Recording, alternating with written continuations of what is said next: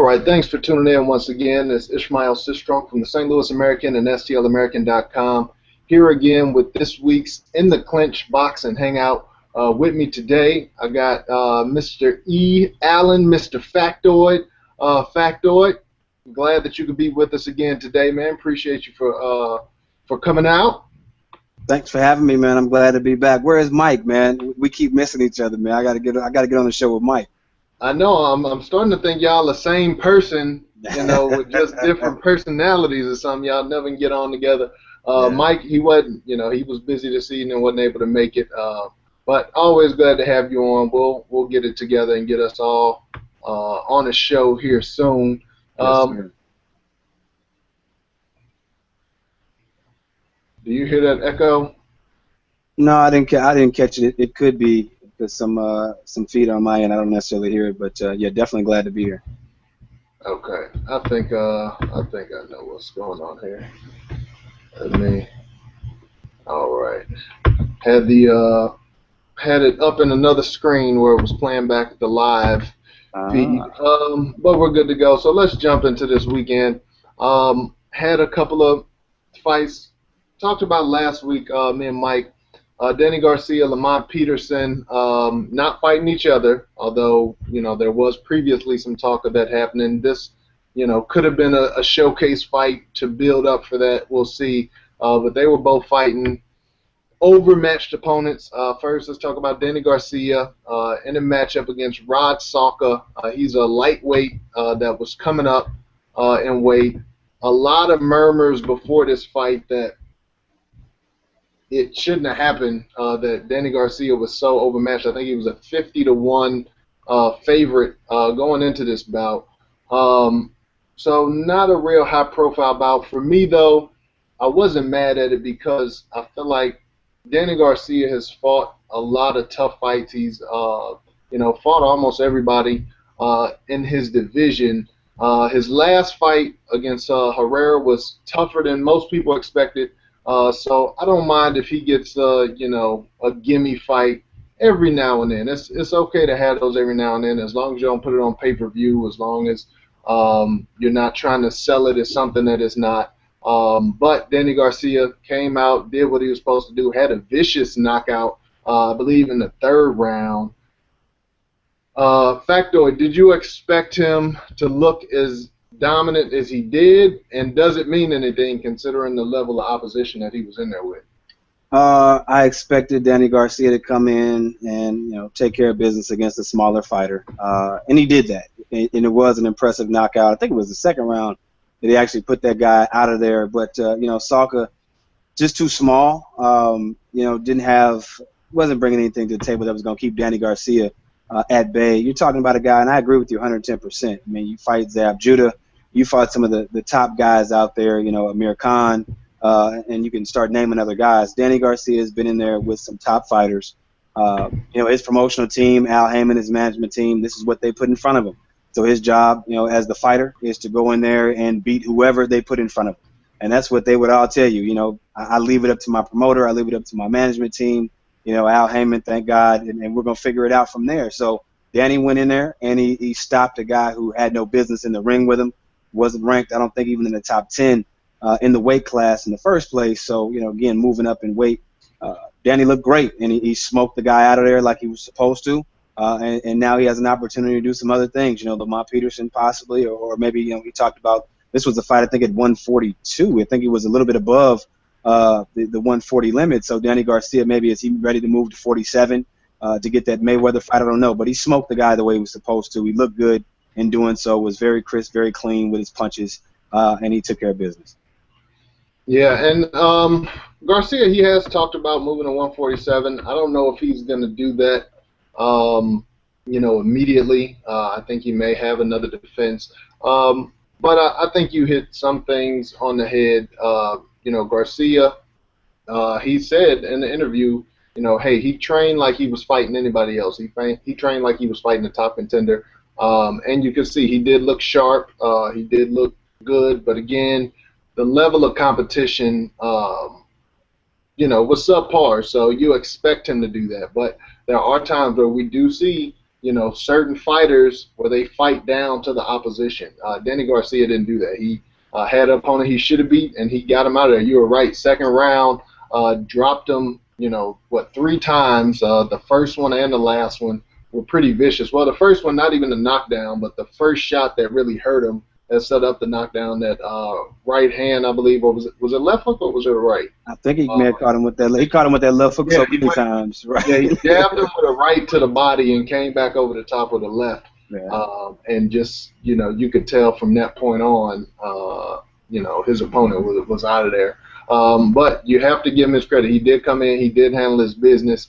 But again, I'll give him one off night. We just hope that this isn't a trend, because we've seen, last year we had a lot of good competitive fights. This year, especially with the Heyman fighters, seems like more of these matches that we're getting. So hopefully this is a one-time thing, and then we'll see him in there with somebody good next time. What do you think? Yeah, I mean, I would definitely hope to see him in there with with better competition. I don't think that'll be a problem. I think Danny Garcia wants to continue to fight the best, and his fan base is going to continue to press to see him in tough fights. So I think he understood, and I think Salka made the comment himself at one point in the lead up to the fight where he already knew it was a lose-lose for Danny Garcia. You were fighting a guy, again, low class or a lower class than you. And you either you had to knock him out, you had to look a certain way. So for Danny, he really didn't necessarily come out. He looked great in a knockout against a lesser class guy. So what does he really gain from that? So I know he wants to continue to fight top guys. The Lamont Peterson fight is attractive. You look at I don't guess Matisse at this point he's looking at a rematch and giving Lucas a shot. I know he's got a fight coming up there in Cincinnati, which I'm going to be going to that card up in Cincinnati, so I'm looking forward to that. But certainly, I'm not necessarily sure what Danny does if he wants to move up. There are options still at 40, and I think he can continue to make fights there. But his body, what does his body do, and what will his management team say? Is it time to make a move to 47, get a fight there under your belt before maybe you try to chase Floyd in that final fight of his fifth fight contract? Yeah, and one thing, when you talked about Danny Garcia and, saying, hey, I'll leave that up to my management and, I'll leave that to Al Heyman, I hate when fighters say that. I feel like as a fighter, you should have a say in who your opponent is. And I think fighters do have a say, even though the manager goes and puts together a lot of things, the fighters, a lot of times have that final say on whether they're going to accept the fight or not. So I wish that fighters would be more honest, would be more upfront about, who they want to fight. Call somebody out. I like to see that. Don't always defer, and Pacquiao does it a lot. Oh, I led my promoter, talking about Bob Arum, and, we see a lot of fighters do that now. I feel like if I was a fighter, I would let you know, who's the top guy. Okay, if I'm not in range of the top guy, who's the guy that can get me in range for the top guy, so. If they ask me about Peterson, I'm gonna say, hey, bring him up. Which Garcia did ultimately say, hey, he'll take him on. But I like to see fighters would, just be a little more ballsy about calling out other fighters. Not necessarily just for the heck of it, but fans like to see that too. Yeah, they allow now. It's almost like you hear them speak and they're already talking about the politics. Like, yeah, we gotta let somebody else handle it, and it's a business. And you heard Adrien Broner in that press conference, which is so god awful, or the interview, with Brian Kenny, where it's a business and boxing, this, that, and the other. It sounds, phony. And just be real, man. If you want to fight that guy, then just be a man and say it, man. You've got now all the opportunity with the social media, so you've seen now more fights kind of get made because guys can call each other out. They can front each other out in the social media sphere and get people on their bandwagon. So I think we've seen an uptick in it. But in those moments, say who you want to fight. Step up to the plate. I agree with you, man. Yeah, be a man. And you brought up Broner, which how much he annoys me. But yeah, he did that same thing. It's a business and it has to make sense and it has. Man, I don't want to hear that. Tell me who you want to fight. And it doesn't have to be ignorant. You don't have to call somebody out the name or talk about their mama or this or that or the other. But you can just say, hey, this is a guy. People say this person's better than me. I want to fight them. So we used to get that back in the day. Now we get it somewhat, but now it's more of the boxing is a business thing, and yeah, I'm not a big fan. It stinks. It All stinks. right, so the Lamont Peterson bout, we talked about that. That was the, I guess, the co-main event. Peterson also won. It wasn't as easily.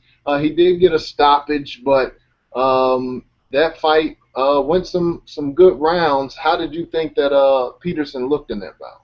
You know, for the most part, I thought Lamont looked pretty good. If I look at the early rounds of the fight, I thought he jabbed well, used some good movement, put his hands together, and the one punch that you know Lamont Peterson is looking to land, and he landed it consistently throughout this entire fight from round 1 through round 10 when it was finally stopped, was that big left hook to the body. While he doesn't possess a ton of power and, one punch knockout power, Lamont Peterson has the ability to really do solid, hard work, continuous work. And I thought he did well early, again, with the jab, using the movement, kind of mixing his punches up some, giving him some different angles, stepping to the side, letting his hands go. In the middle of the fight, you saw him, I'd say maybe around 5, something like that, maybe 4 or 5. The fight got a little bit closer in terms of the distance. And I don't know how much of that. Maybe Lamont was a little bit tired, but he will concede oftentimes in fights and start to fight that slugger type of mentality. The fight got much closer, kind of, I thought, in those middle rounds. But even then, I thought Peterson did the better work, landed the cleaner shots. And it was obvious. I mean, when you looked at the punch numbers and, who's clicking the little buttons for punch stat, okay, whatever. But in the end, I thought Peterson looked pretty good. Was able to get a stoppage late, which was kind of weird, just kind of the way it went down, because you heard the commentators, if you listen to the Showtime broadcast, you hear Al Bernstein say, I think it may be a good time to stop the fight. And it's within 2 seconds, the doctor steps up onto the apron and stops the fight. So it was real strange how that went down. It felt, the way boxing is and politics, it felt a little bit set up there. I'm not calling Showtime out, but, it was a good win for Peterson. Unfortunately, his opponent, Santana, really just didn't have a whole lot. He tried every now and then to really let his hands go some, but it wasn't enough, not enough power in his big left hook.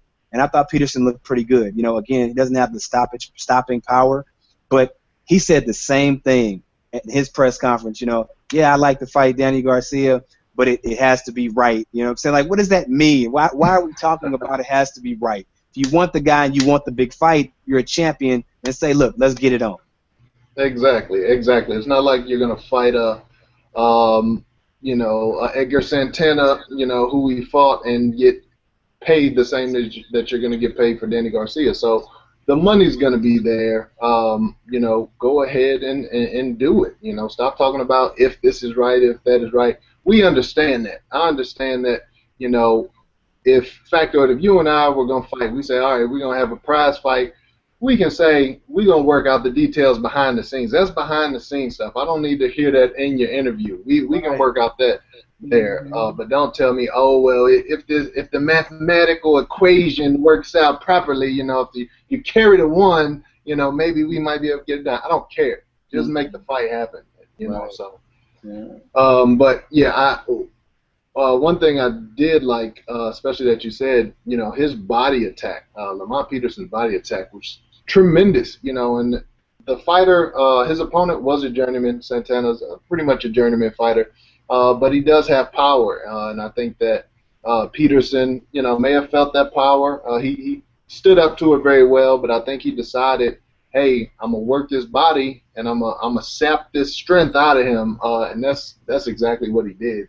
Once he really dedicated himself to that body attack, I mean, it was vicious. I mean, he was throwing 2, 3 left hooks, at a time, go up to the head and go back down, and he's digging with him. And again, he's not a one-punch power guy, but still, when you sit down on your punches, when you're turning into your punches, I mean, that hurts, especially on the body. And I think, that really got him, slowed him down enough to where, Peterson was able to get that stoppage. Yeah. I would have, for Lamont, and he touched him with the uppercuts on the inside too. You hit it right on the head, man. Everything he was doing when the fight got close, he was still the far more aggressive guy. The uppercuts, the hooks, again, the consistent body work. And, I thought Lamont Peterson in his career, the best overall performance I saw again was against Amir Khan in DC, where he was able to win that title the very first time, and that was a hell of a fight for him. I thought he got up for canvas early in that fight against Amir Khan and looked exceptional. For him to be fighting a journeyman, a lower tier guy, I thought this was probably one of the better performances I've seen from Lamont Peterson since then. Of course, he's coming back. You got to get your mind right off getting knocked out against a guy like Lucas Matisse. But again, you take the level of competition into complete and total account. He looked very good against a guy who was just there apparently to maybe just go the distance and get the check, and not really to try to bring anything that would give Peterson problems. Okay, so not that I would put my money on this fight happening, especially by the way they both talk, but if we did see Peterson and Garcia matched up in the next bout, who would you favor? Danny. I had to favor Garcia, man. The power is real. The power is real.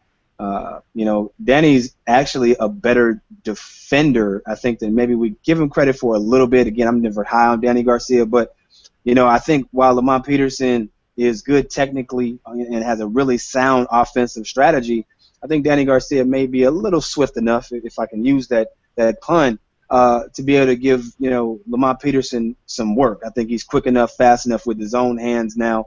And while they both will throw some looping punches oftentimes, Danny Garcia, Danny's got real power, man. So I think he could probably, I could see him stopping Lamont 6th, 7th round maybe. Big shot, some good work of his own and really hurt Lamont and put him down. Yeah, and that's an interesting thing you bring up. You talk about Peterson is very technically sound, and Garcia really isn't. He's really awkward. Like you said, he throws a lot of wide punches. He throws punches from a lot of odd angles where you think he shouldn't be this good, but he just is. Like, he's effectively awkward, which I like to say. Like, he has power. He can take a punch. So I agree with you. I think that Garcia would, I won't say be an easy win, but I think he'd be a heavy favorite in that bout, and I think he could definitely put Peterson on his butt, possibly get him out of there or win by a pretty wide margin. So that may be why his camp is, looking over that bout a little bit. If I was in Peterson's situation, I'm going to say, hey, this is a guy I want, but I guess maybe he feels he has a title, so he wants the most lucrative. Today the business of boxing is, hey, give me the least amount of risk and the most amount of money. So I guess I can understand why he's normally I would take I would take the boxer. I would take the better boxer, I think, because Lamont Peterson was fantastic in the amateurs, a real solid pro, man. The dude can box. Usually I would go with him, but I think just Danny Garcia's power would just overwhelm him, man. And that's the only reason why I would go the other way. But most times I take the boxer, but Lamont may be a little bit damaged.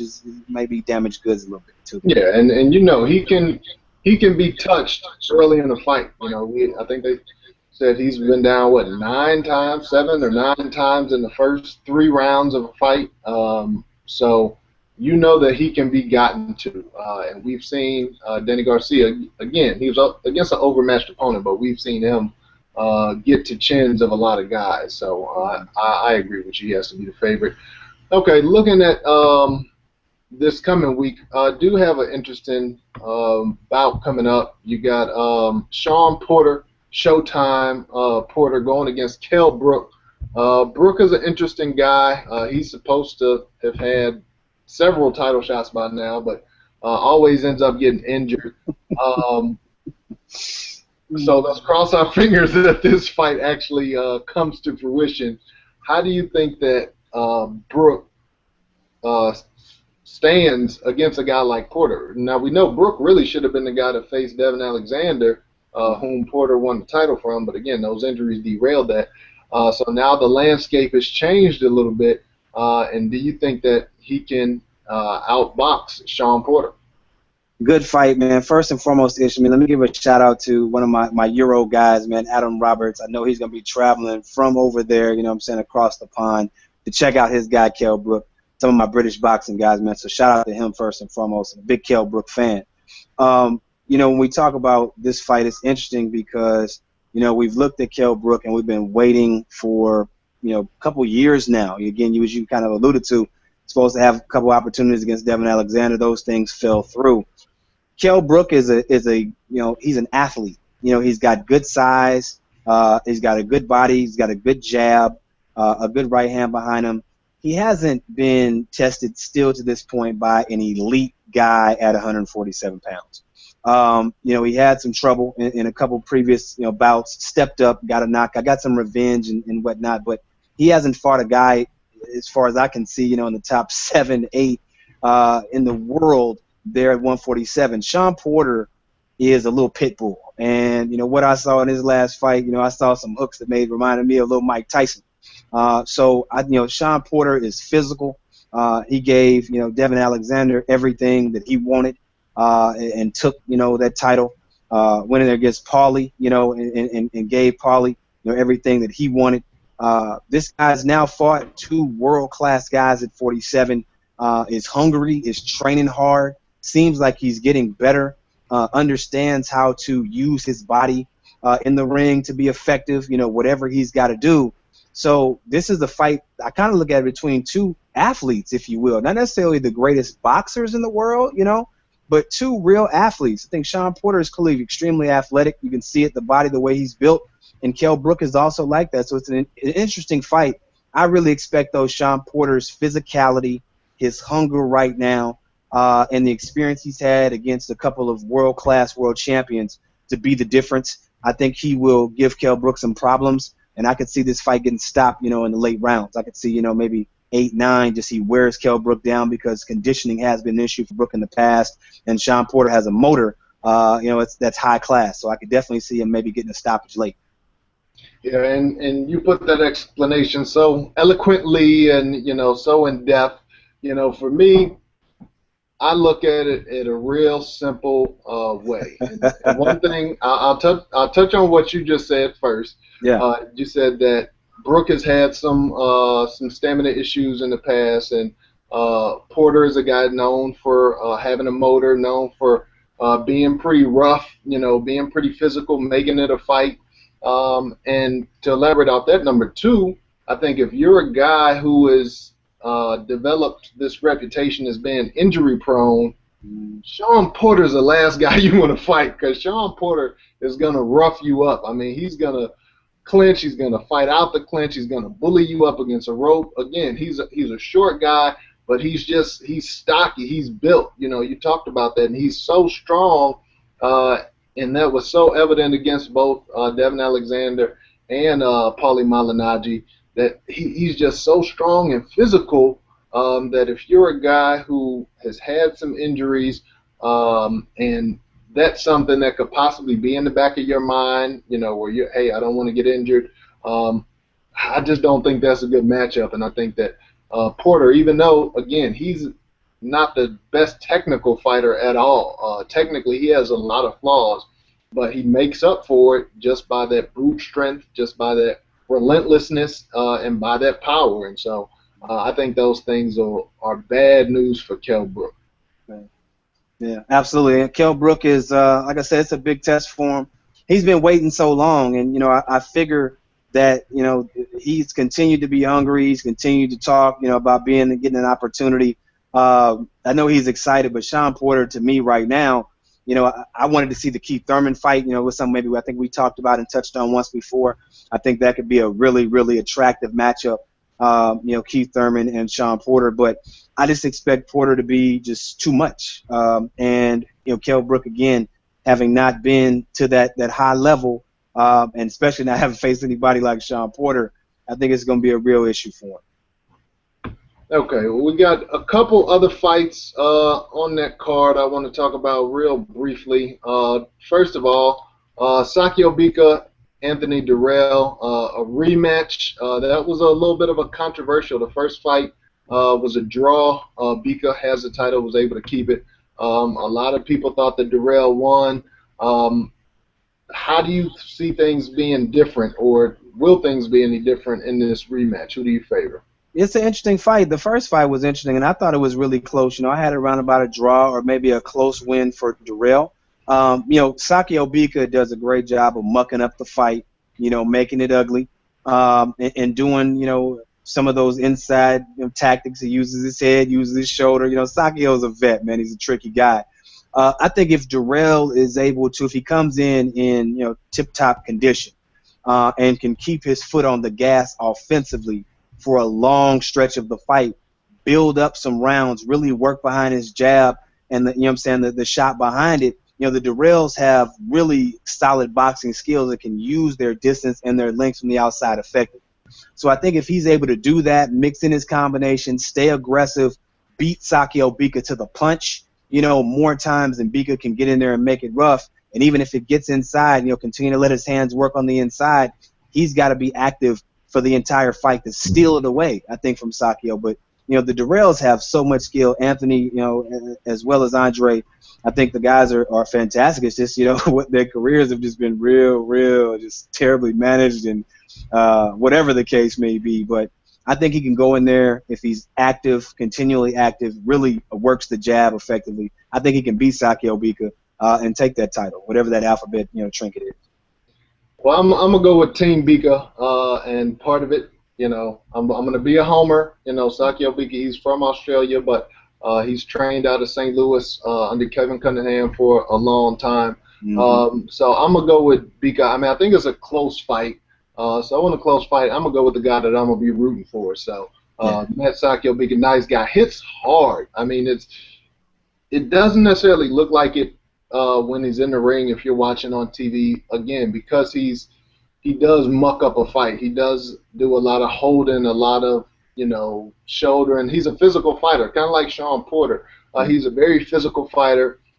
Fights aren't necessarily pretty, but this guy hits hard, man. Just being there in the gym with him and watching him, he can crack. So I think just on his relentlessness, I think Darrell is going to be trying to get in there and prove something, whereas Bika will be in there just trying to handle business as usual. And sometimes when you try too hard to make this exclamation, try to erase the memory of this draw that you thought was a bad decision, I think you can get out of your game plan a little bit. So I'm going to go with Bika on a ugly win maybe that some people, again, may dispute, but I'm going to say Team Bika for that one.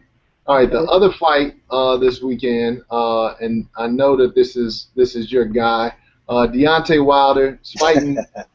It was a TBA. I guess they finally named the opponent Jason Gavern. This is basically a stay busy fight. Wilder has a guaranteed shot at Bermane Stavern for the title, but he wants to stay busy. Anything to this fight at all, or are we going to see a first or second round KO? Another KO for the Bronze Bomber. Look, I'm gonna be honest, man. You brought it up, Ish, and yeah, I like Wilder a lot. He's got the KOs. He's a big American heavyweight. But I'm gonna be honest, man. The fight that I'm more interested in on that card is the young Omar Figueroa, man, against Daniel Estrada. I can't lie. Omar Figueroa, he impressed me a couple of fights ago. I think it was Ishikawa. I forget the Japanese fighter that he fought, but it was a hell of a fight, back and forth. It was almost like a fight of the year type of fight that he was in. Figueroa is young. He's exciting at lightweight. That I'm looking forward to. Estrada's been around the block a little bit. He's got, I think, 34, 35 fights, 32 wins, I think, in his career. Estrada's like undefeated, 23, 24-0. This is another good test for that young man. He's exciting. He lets his hands go. He's fan-friendly, a lot like Luis Santa Cruz in terms of the fan-favorite nature and how he just is so engaging and really fights hard, fights for the fans. So I'm looking forward to that. But Wilder, it's just another KO, man. He's got a guy in there, a heavyweight bum. Dude's got 16 losses on his resume, man. It's a TBA. You got that right. They picked him up off the street, and Wilder's going to KO another bum. I'm not excited about that at all. Sound a little salty about it. Yeah, you could have saved that tune-up. You could have just saved that tune-up and then found a legitimate name out there. And you guys were talking about some heavyweights last week, or at least I remember you got guys like Tony Thompson out there. And look, Tony Thompson is not an attractive name, but who's he lost to? The Klitschko's, okay? This is a legitimate heavyweight. He's old. Fight him. Fight somebody else with a name. Find a way. But this guy's got 16 losses. If you're at the cusp of being a great heavyweight, you shouldn't be fighting a guy with 16 losses on the resume, period. But if you have a guy, if you have a guaranteed shot at the title, sitting there waiting for you. And I think he had a different opponent, and supposed to be a different date, and his opponent got injured. But even still, if you got a guaranteed shot at the title waiting for you, do you risk it, by taking a live opponent who can upset you? Again, this is back more on the business side of it. So do you sit down and just wait and possibly have ring rust, or do you just have a stay busy fight against a bum, or do you get somebody in the middle? The business of boxing, Wilder's doing what he's supposed to do. He's doing what they've told him to do, and they put a guy in front of him. So, look, as a fan, you hear the passion. On the business side, Wilder's doing what he's supposed to do. They feel good about it. Take this, this soft touch, get the win, stay busy, and get the rounds in the gym. So if that's the way they feel like they want to go with him, then so be it. Mark Breland has worked with him this entire time and seemed like they got a good thing going. I just want to see him, I hate to see a guy take a fight against a bum and we still don't get anything, but you don't improve. Where is the improvement in the ring? Because, if Wilder's, forced or tested by somebody, maybe that's good for him, because if you ever get tested, that could be the end. We saw with Adrien Broner, when you finally got tested a little bit, it didn't go the right way. Maybe Wilder needs a little bit of a test, and I know you've got on the line the business side. It was smart, but as a fan perspective, man, I'd like to see him in there against somebody with a better record, better resume. Yeah, so it's time for him to get in there with somebody with a pulse. We're really not going to know what Deontay Wilder is until he fights somebody. I feel like he figures, okay, Staverne's going to be that, for the title. So I understand that, but at the same time, you do want to see that growth. You do want to see him in there with somebody who possibly has a chance, But it'll be interesting to see how Wilder plays out because I guess as an amateur, he was known to have a little bit of a suspect chin. So we haven't seen that in the pros, but he hasn't really fought anybody that could expose that. So we'll see how that stands up against Staverne, and if he beats Staverne, then maybe he's in line for a Klitschko shot, which you see two big, strong heavyweights, that may be a fight that could finally get people excited about the heavyweight division. One other thing, and these are two guys that we talked about, we at least mentioned, I won't say really talked about, but we mentioned, and for some reason before the show today I said, man, I want to ask Factoid, and if Mike was going to be on, I was going to ask him too, what they thought about this fight. We look at Zab Judah in his prime, let's say a prime Judah, not Zab Judah today, and match him up against Adrien Broner. How do you think that fight will play out? How do you think those two guys would look in the ring against each other? Zab Judah was the undisputed welterweight champion of the world, man. So, if we compare, let's compare maybe the fight here. That's a great question. That's kind of a fantasy matchup, I guess, if you will. Look at Judah versus Corey Spinks, right? Now, Corey never had, really much going in terms of the punching power. Lightning quick, was probably as fast as the Floyd Mayweather at his peak in his prime, was one of the fastest 2-3 fighters in the world. Great skill, great boxer.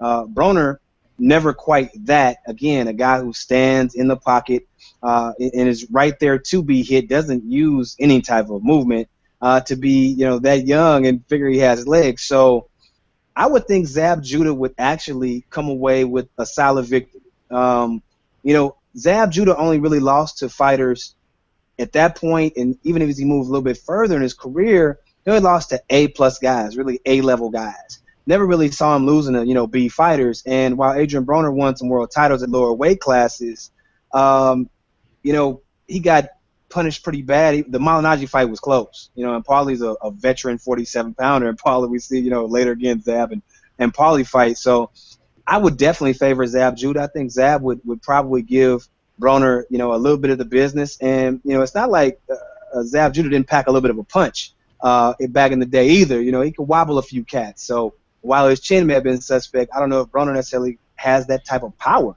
to hurt even a guy like Zab maybe. So I think Zab would come away with a win. It's a good fantasy matchup.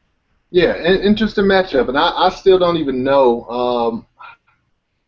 I don't know if I've even made a determination on that. I think that, again, with Zab, he's fought a lot longer. He's at the end of his career now. But we got to see more of his career in totality. So we did see a lot of big wins for him. He was the undisputed champion at welterweight. But I think, if you put them both at 140, and again, we're just now going to see Broner at that weight. Well, it's an interesting matchup. I think Broner could give him problems. We know Zab has had issues with stamina. Also, looks good for the first 4, 5, 6 rounds in a fight.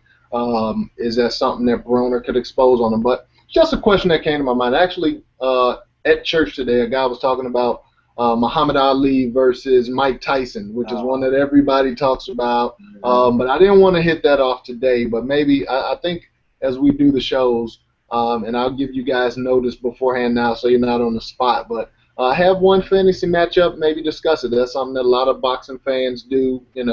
You be in a barbershop, at the water cooler, whatever. You talk about, what about this guy versus this guy? So this, even though Zab's an undisputed champion, he doesn't necessarily get the respect that I guess his resume will warrant, and I think part of that is valid. But again, I figure we do a mediocre matchup, a mediocre fantasy matchup, in honor of these mediocre matchups that we had this past weekend. So that's hilarious. And a prime Zab thought I had a better resume than what Broner has, man. No question, man. That's a real good matchup, man, in terms of the fantasy. Keep me in the loop about that one, man. I think you could really make some good ones. Ali Tyson is so run through the ringer, man. We've heard it 1,000 times. There's a lot of great matchups you could make, though. Oh yeah, and I'll still do it. I'll get a hardcore Tyson fan on it because they're the ones who usually bring it up. And Tyson's probably my favorite fighter of all time, or at least one of them. But I would say Ali on that one. But we'll get some different opinions. We'll do that at some point. But like you said, so many people do that one. But it's always interesting to do fantasy matchups, and I think if you can find the ones that not everybody talks about, that's when you get the interesting conversation. So anyway, won't hold people any longer. Factoid, appreciate you for being on. Tell us what you got going on, man. If people want to reach out to you, where can they find you? Absolutely, man. Just follow me on Twitter, as you can see there at the bottom of the page, at Mr. Factoid. Pretty much anything that's going on, I'll let you know. So check me out there. Ish, as always, man, I appreciate you taking time, having me on the show, man. The Americans doing a fantastic job. In the Clench. It's where it's at, man, on Sunday nights.